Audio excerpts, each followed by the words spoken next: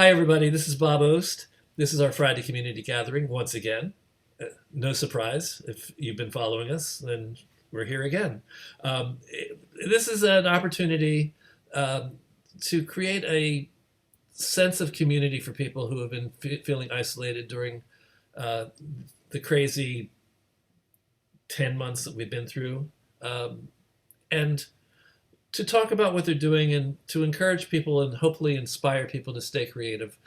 You know, if you join us for this YouTube viewers, we we go around the room and before I start all this for you guys, everybody in the room introduces themselves, and it's incredibly inspiring and interesting. And I don't know what other adjectives to use, but to hear about how people are staying creative and active and sort of jumping past the discouragement and the frustration and making art happen.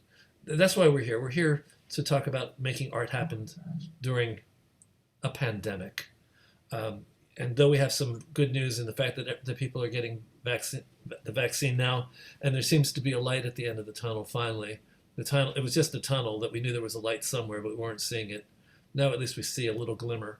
Um, we're not there yet, and so we have to really continue to persevere and stay positive and stay creative. And we've been talking a lot about using the virtual medium.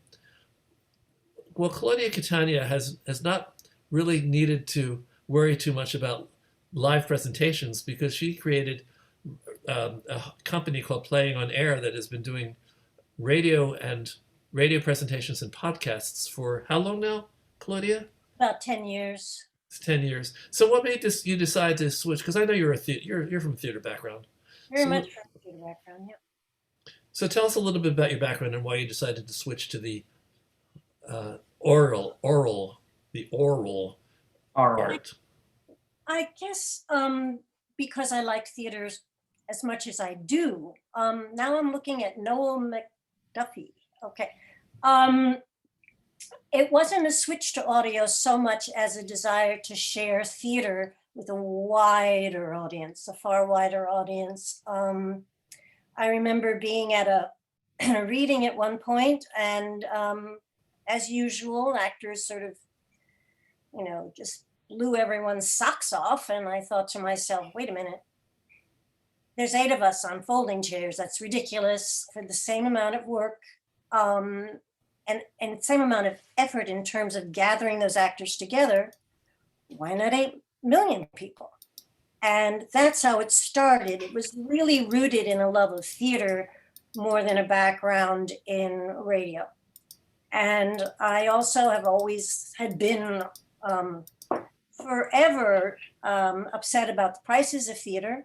I know why they sometimes justified, but most people just can't afford it, period. And it didn't seem right that a major art form should be relegated to the very few.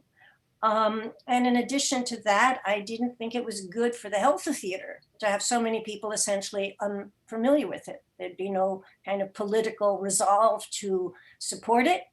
And it's a resource that people really don't know. I used to do an elevator survey, can you name 3 living playwrights?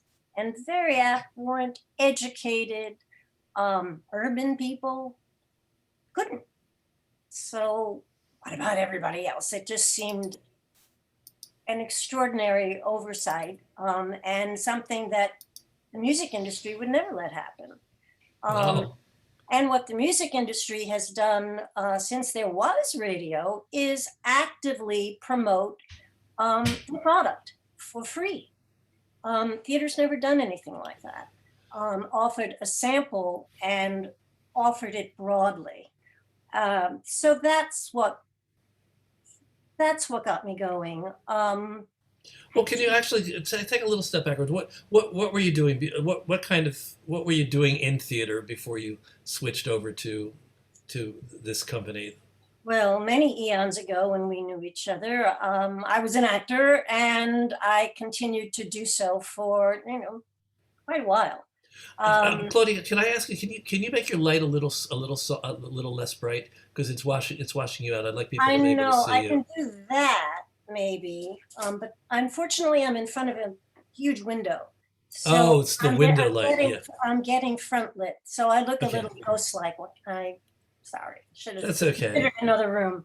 Um, at any rate, so those were the things. And I also thought that it's not just a question of introducing the art form to newcomers, but also to supplement, heavy users and devotees. No matter how much, you cannot go to the theater every night, even if you do have the funds and the time and the access. So it was a way of doing that. And also, I like the idea of being able to talk to the playwright so that listeners who just heard their literary voice gets to actually hear their voice and the voice of the other artist. So that's what I set out to do. And it was all about theater. I know people um, I get very particular about these productions. And I know that podcasts at this point tend to be more of the moment. But I really do take a lot of care because I think, and again, people might make fun of this, but I think there is an archival purpose to this too. Um, I know how much people value the one recording of Caruso, and there's a great many fabulous actors who we can catch in their youth, and I think it's important to have a repository of great short plays. Well, you opened up a topic that I think we need to at least touch on. Yeah. Can you tell us? I know this sounds like a stupid question, but can you explain the difference between a podcast and and radio theater? Because Well, people I may not. can explain it generally and also from our point of view, Playing on Air's point of view. And incidentally, if you haven't heard us, you got to subscribe. Anyway, so when you're doing radio, it's radio. I'm talking public radio. Public radio is controlled by the FCC. And unlike TV, where you make a product and then it could be released coast to coast, radio stations are everywhere within a certain amount of mileage. So instead of making one sale, you have to make 2,000. It's a difficult undertaking, especially today when public radio is focusing so much more on all news all the time and much less on delivering culture to their communities. So I would say, if you meant technically what's the difference, it might be that a podcast, in terms of tone, is a little bit more intimate because so many people listen to podcasts literally in their ears with earbuds. And from a performance point of view, then it becomes a little bit closer to film than it would to theater. On radio, I think it's a slightly more open. It's very hard to find that fine line where the performance is, in a sense, big enough for people listening to streaming or on the radio, and intimate enough for people listening on podcast. I think we do So it. big enough and intimate enough. Those are interesting concepts. I mean, there's a wide range of what can be done in the or I say oral, AURAL medium. Yeah. It's a hard word.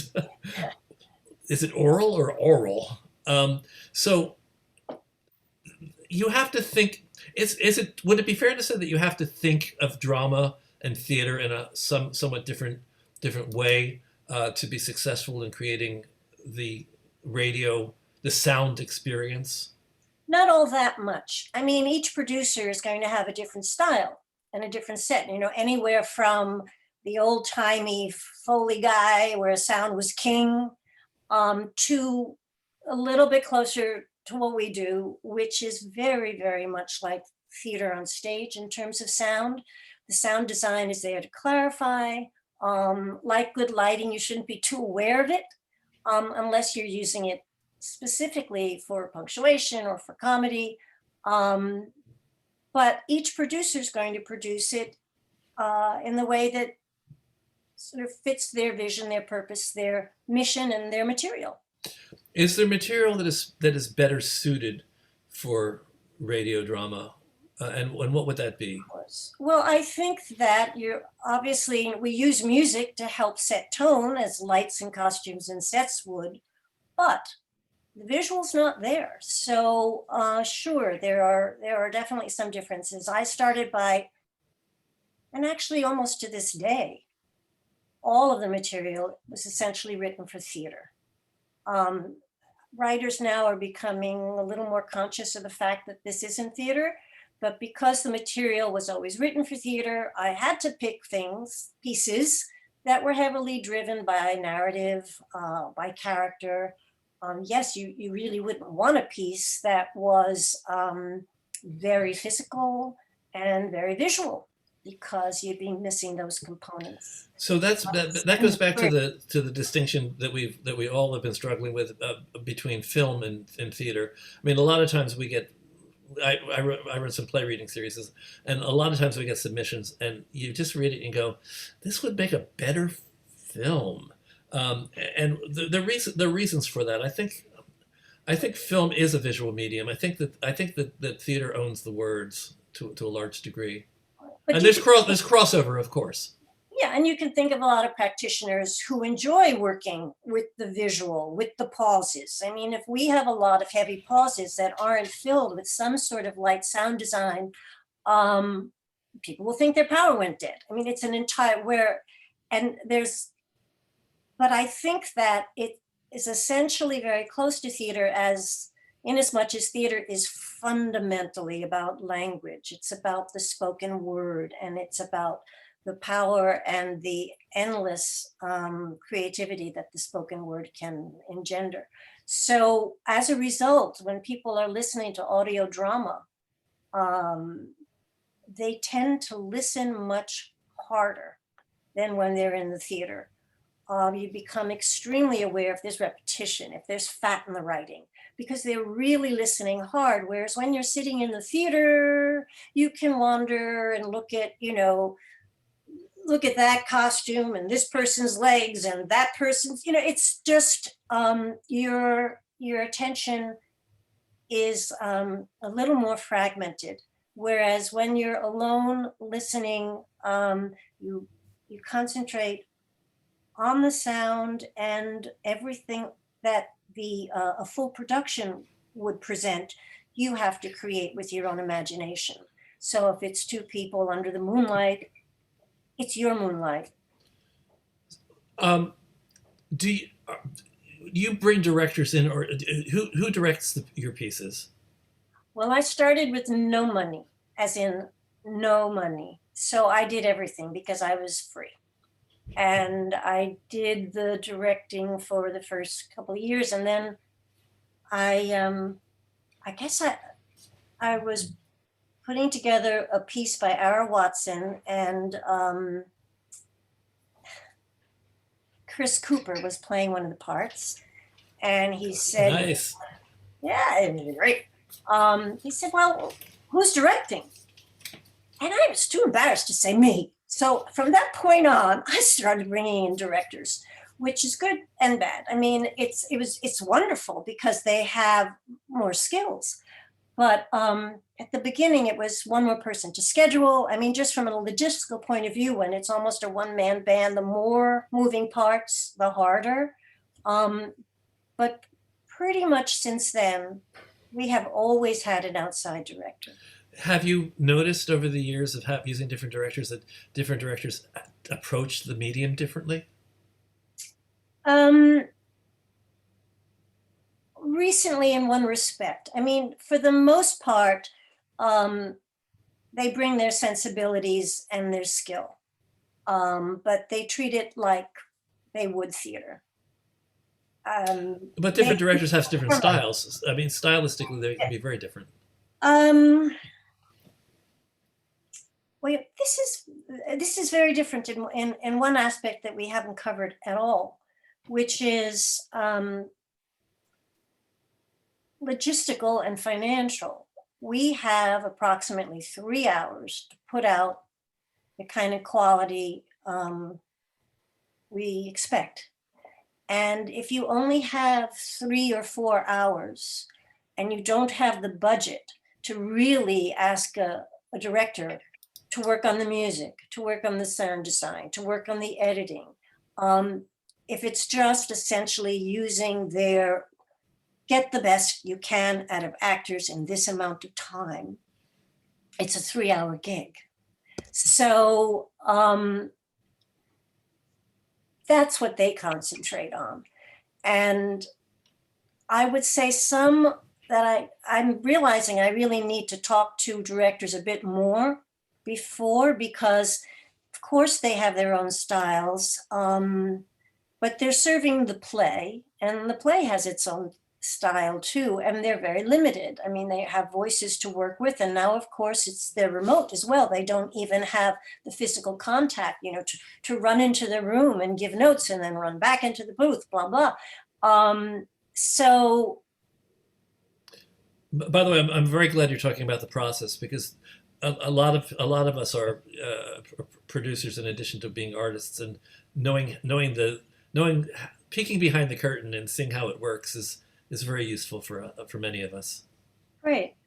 But at any rate, now I've forgotten your question by this point. In terms of their styles, Yeah, I don't really know what I was trying to. in terms of stylistic, other than like what might interest them, what kind of work they might want to be involved with. I mean, what I mean though is I would think that one director would approach a show and be very strictly stick strictly to the script, and feel that he or she can actually bring out the meaning of the play simply with the words. Another one might start thinking in terms of oral landscapes instead of in terms of doing things. Since you don't have a set, then there might be soundscapes you can create that would let us have a sense of where the piece is taking place. I would think that different directors would look at it differently, would approach it differently. I might be wrong. I mean, you do it, I don't.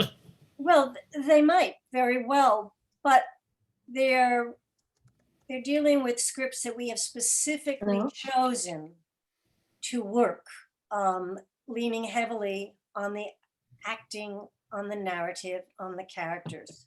We tend not to choose the kind of large landscapes that you might be talking about. And also we have a style. I think every producer has another style. And our style is really to concentrate on the language. So if people are in a noisy restaurant, there might be noisy restaurant sounds at the start, which will gradually fade away, Right, to almost, just suggestions when needed. Because how can you listen if you were to literally create the soundscape? You would hear nothing but the train or the restaurant or the tugboat. So we tend to tread lightly, and I think that's probably a style. And since directors are only there to work with the actors, they're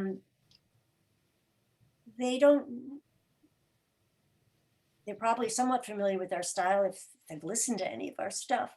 But how much sound becomes a character in the piece is, I think it's a brand distinction more than anything else. And also, like theater, for us, the piece is primary. So if a lot of sound would be helpful for the piece, well, we would put it in. But the sound designer it works with us at Playing on Air, not the director. In our case, there are people that will, hire a director to do the whole kit and caboodle. But we do, we work with the composers. Music is used to enhance the piece in all kinds of ways, and we work with the sound designers. So it's more a question of what serves the piece. of course. Within that brand, so to speak. So, we have a lot of questions, but I'm going to stick with you for a second. You're talking about brand, so you're talking about the Playing on Air brand, the kind of the kind of show that people would recognize as being one of your products. Right. You went to the Wooster Group, you've come to expect a certain style, right? Okay. So it's reflecting your taste and your style. You created the company. When you hire a director, you are hoping that they will work within your brand, as you call it.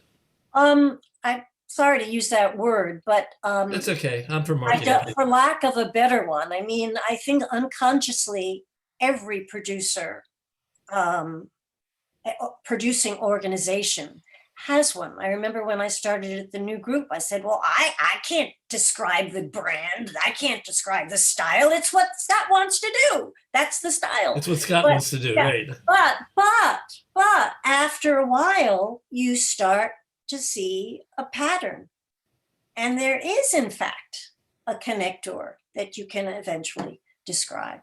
So you're describing something that is very attractive for a lot of people who are thinking about producing. You're describing a situation in which you've created a company that can reflect your taste and your style. So I think it's a good point. I think it's a good point to note. We do all kinds of styles in terms of the writer. Right. It goes everywhere from, So it's a very dangerous word, style. Or brand is a very dangerous word because obviously we're there to suit the piece. So that means when we choose a director, we're going to choose a director that we think will respond to the piece, just like a director will agree to do something that interests him or her. Well, let me shift this for a second to discussions that we've had about producers. One producer is a very dear friend of mine. She has a mission statement, which is changing the world one theater goer at a time. That must be Cheryl. That is Cheryl, yes.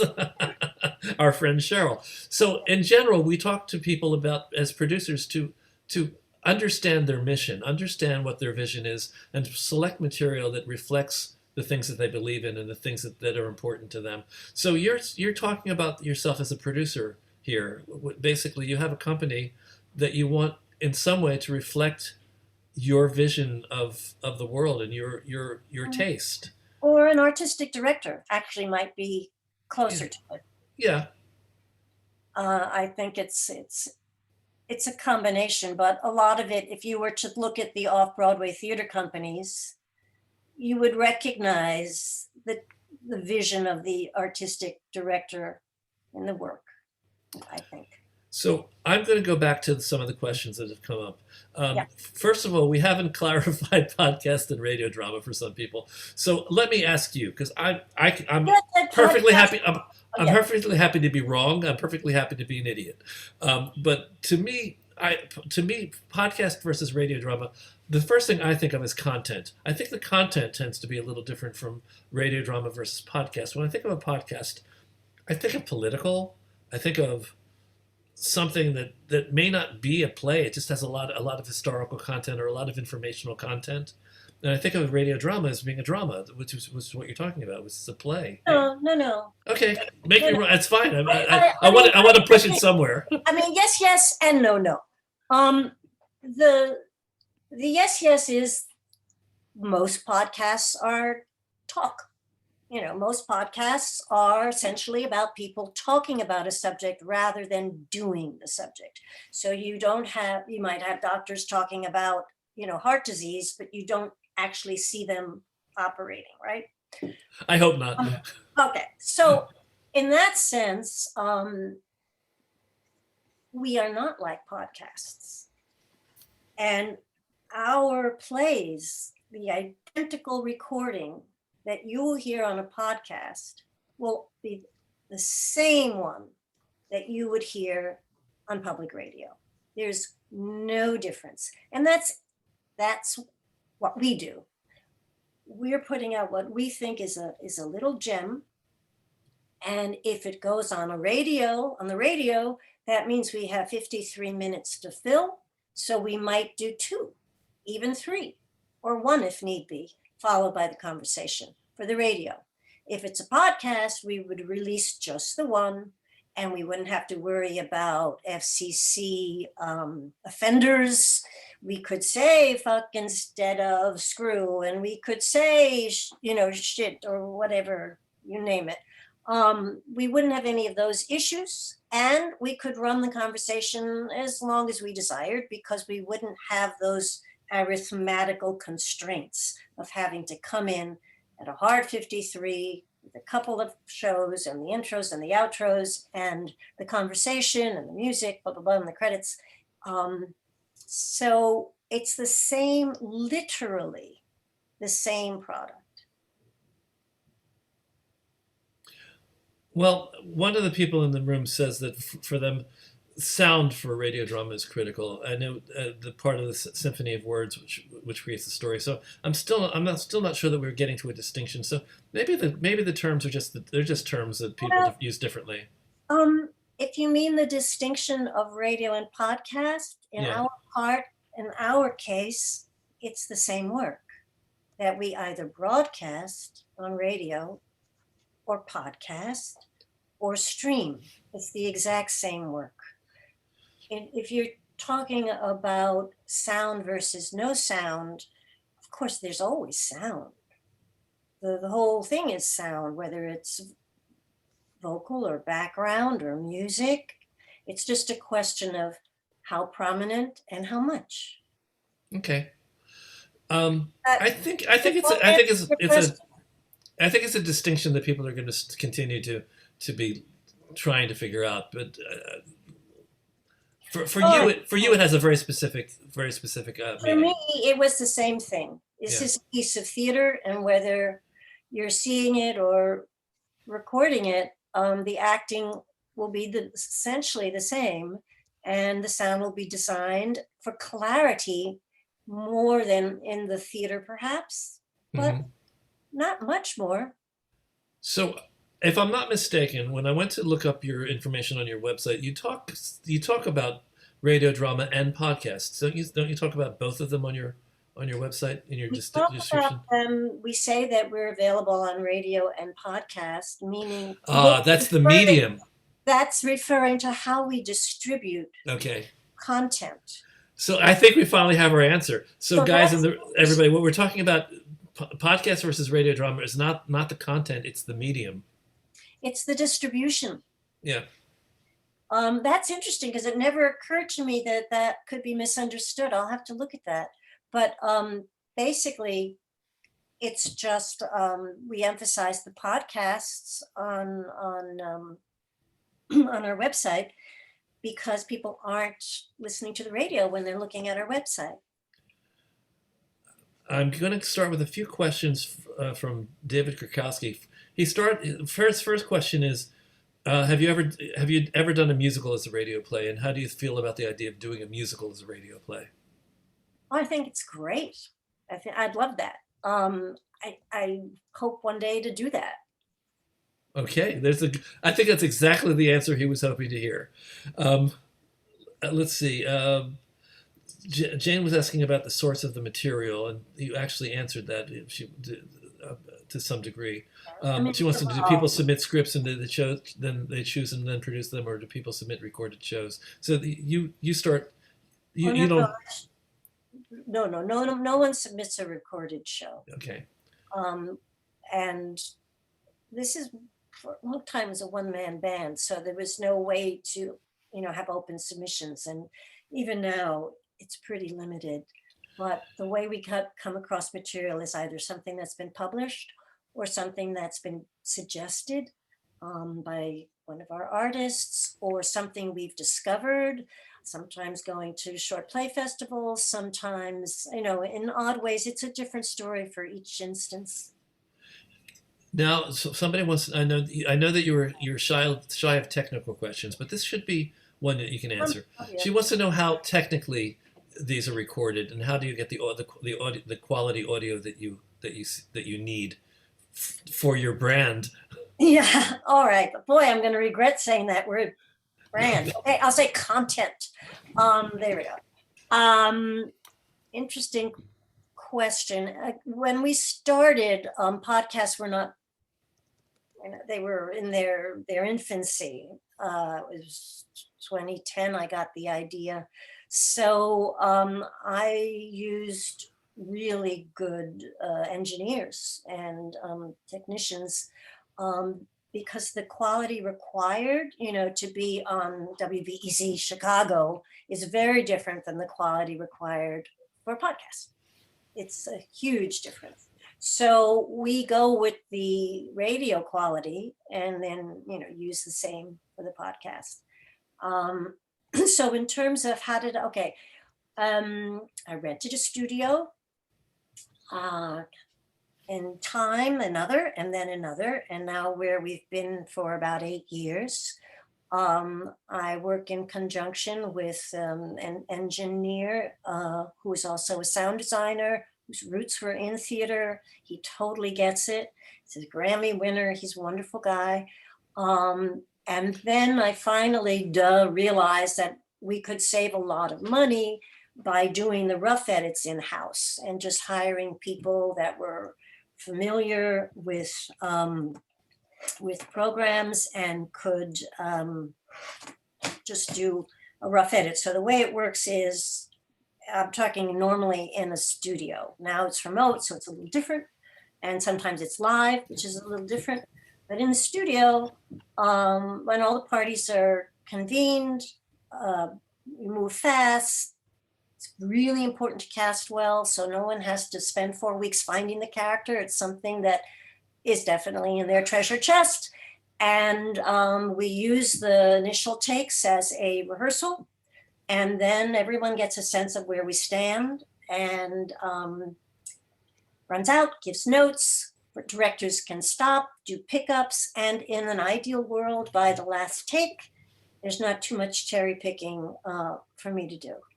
And so if I have, 8 takes, 10 pickups, whatever, the better it is, the harder it is, because they're all good. So you have to constantly choose what you're going to use. And then you're involved in the final edit, or I assume you sit. I've done it. I do all those choices. So I have people working with me that are doing more and more, thank God. But and now that we have audio editors in-house, although I'm still the only full-time person, which is really got to change. I'm the only full-time person at TRU. Yeah. That's okay. Well, anyway, so you go through the entire script, listen to everything. Again, if you're lucky, you've got a nice boilerplate of a take, and it's just some adjustments and inserts. If you're unlucky, you're all over the place for days. Then those takes are given to an audio editor who does what's called a rough edit. And that goes back and forth because sometimes a decision on paper sounds great, but then when it's put together, you can hear the edit or some other problem. Oh shit. Somebody's needed. Got it. Okay. You were saying? Gee, I'm talking a lot. What was I saying? Oh yeah, then you get the audio edits. You were up to the that goes back and forth a little bit, and then it goes to the engineer who does the finessing, the assembling, the adds the sound design, and also lays in the music. The composer usually, very often, is actually at the session, or he prefers, to do that than just read the play. Now, of course, he has to just read the play. So the composer. So do you sometimes interpolate music during the course of your radio play, or is it just at the beginning and the end? Since the get-go, we've had music composed for each play. So this is a good thing to know. Yeah, and for a lot of reasons, incidentally, if anybody wants to ask later. But the music's composed, and as I said, it sets the tone, because if you're about to hear a comedy by the music. If it's going to be a thriller by the music. So the music essentially stands in for not only raising the curtain, but it stands in for what you're looking at. What's the tone of what you're looking at? And it runs under a very brief introduction. Obviously, there's no stage directions read, nothing like that. It's done as if this is a piece of theater and you just are going to get hopefully enveloped in it. So then the music and the intro trickles out, the play begins, and then the music comes up again. Again, that's like a curtain going down. And also sometimes a lot has happened in the course of the play. So the music at the end might be a bit different. So he lays that in, of course. He's a wonderful composer himself. So that actually addresses a question that somebody else had earlier, which is, do you ever? I'm going to reframe the question. Do you ever have need of using narrative to help the listener know what's going on, or do you always depend exclusively on the script? Well, since I very often overwhelmingly use scripts that are theater plays or intended to be theater plays. And since I wanted people to be introduced to a theatrical experience, to understand what theater artists do, there will obviously be times when we have to add some words for a missing visual. So you might say, you brought a gun to your son's nursery school, that you need to, you're not going to see the gun. So it's not really a narrative. Happy to make those adjustments. It's not a narrator. It's not a narrative device that you're using. You're basically building it into the script. Anything that people need to see. Slow. Because if it's well acted and well written, and you do a setup if it's required at the top, you don't need much. I'm going to reframe another question. David Kirkowski is asking, can actors record in quarantine and have the parts assembled by the editor? But what I want to ask is, how have you adjusted to having to be in quarantine? How I assume that when you've done this in the past, actors have been together. Yes. There's a rare occasions when I might be interviewing somebody who's not there, but yes, the answer is definitely yes. So it was a total reinvention for us. We've been recording remotely since March. And the way we do it is we have one audio program for the audio itself. In other words, let's say my desktop is devoted to, we're exploring other programs, but we've been using Zencastr. We get everything off the computer to give us the best shot. Can I put it? Is that Zencastr like Zen Buddhism? Zen. Yes. Yeah, I mean, it has limitations. It has pluses. It has minuses. There's other programs that we're investigating, but that's what we use to maintain the quality of sound that we'd like. And then in order for actors to see one another, we have a second device on which we put Zoom. So, and that's not used for audio at all. It's not, the quality's not there, but we use it just so the actors can see each other while they're working. And that's basically it. Well, that's very interesting. What was the other question about recording remotely? Yes, of course, some are in, it's funny.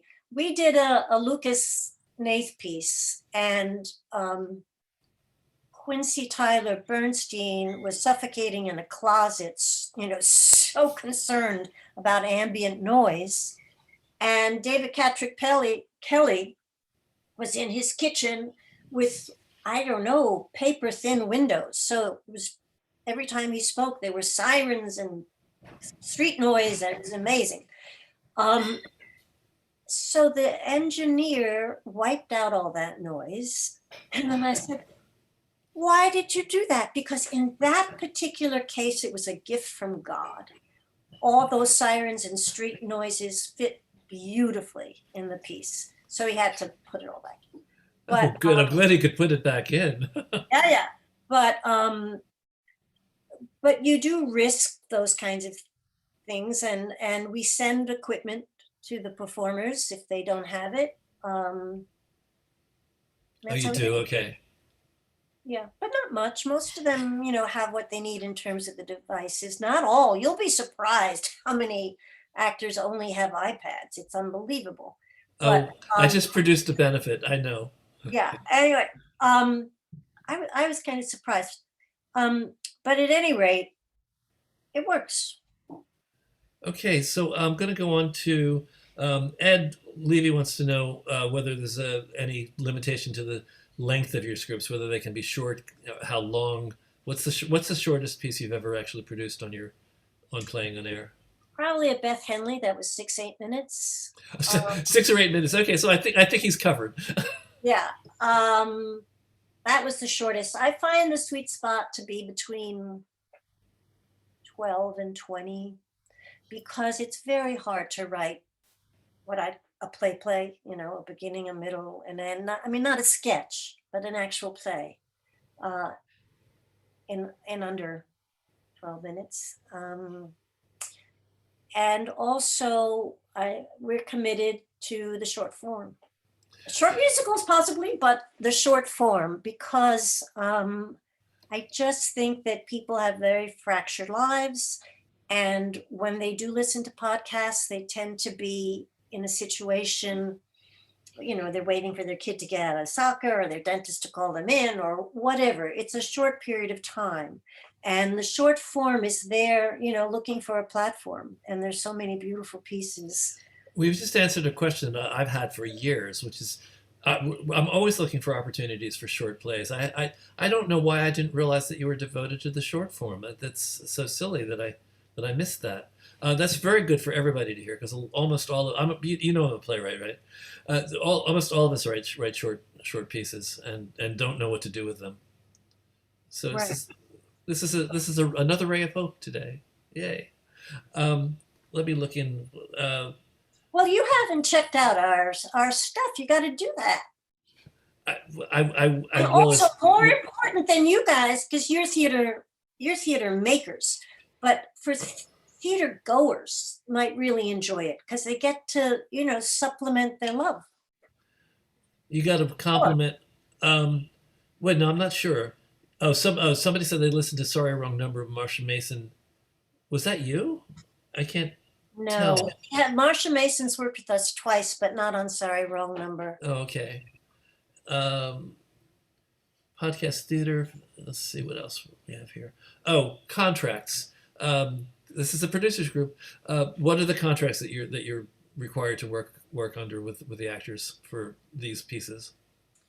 I can't speak to what's out there today because when we started, there wasn't a plethora of audio drama going on. I mean, everybody's doing it now.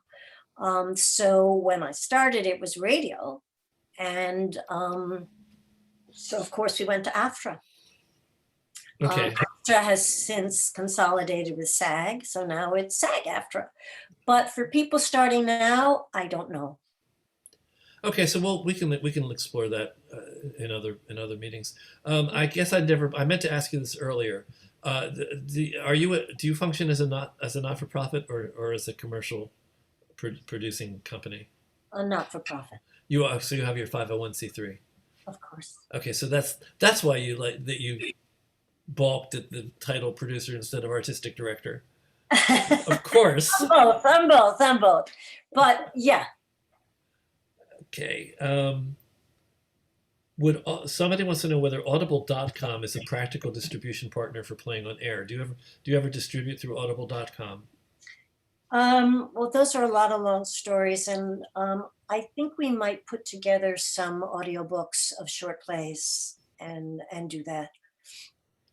So I guess Janet, the answer to that is maybe, or it's maybe maybe happening.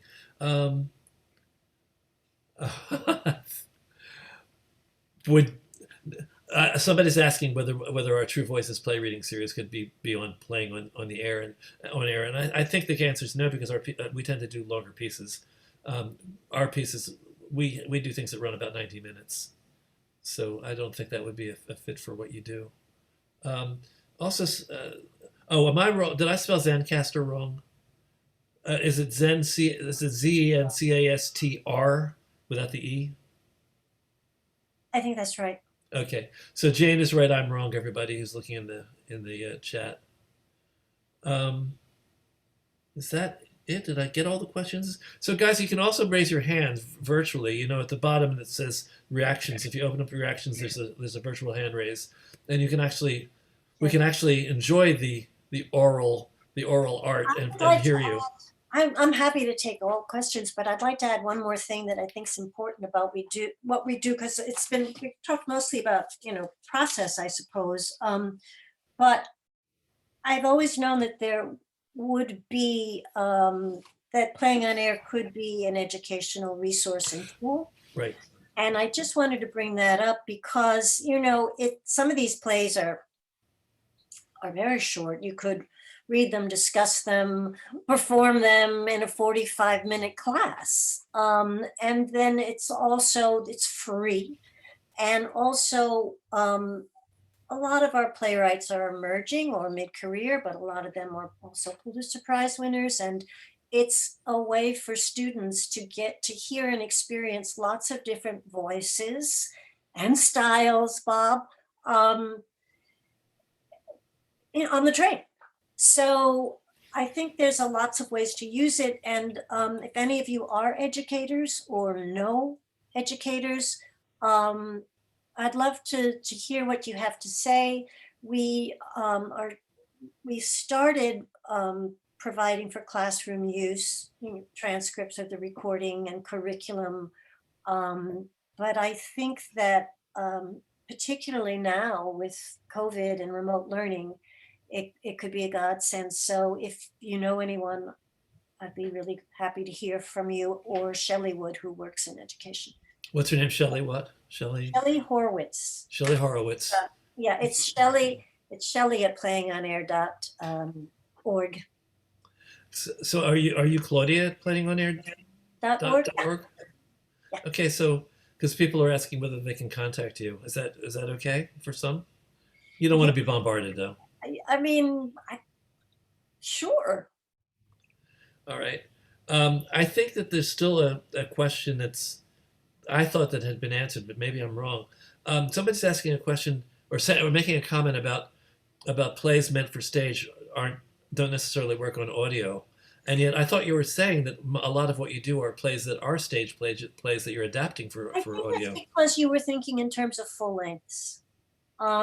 Most short plays, people think that are very easily adaptable,